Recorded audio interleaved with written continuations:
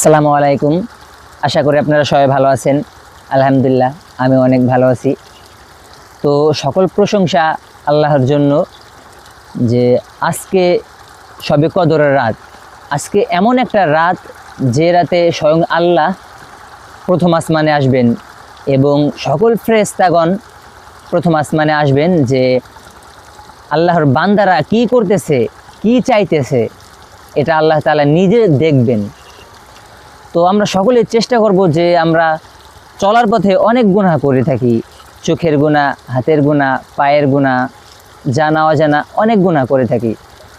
তো সবাইকে বলবো যে আজকের রাতটা অন্তত ইবাদতে কাটান, কারণ আজকে এমন একটা রাত যে রাতে আল্লাহ সবাইকে মাফ করে দেবেন যদি আপনি চাইতে পারেন।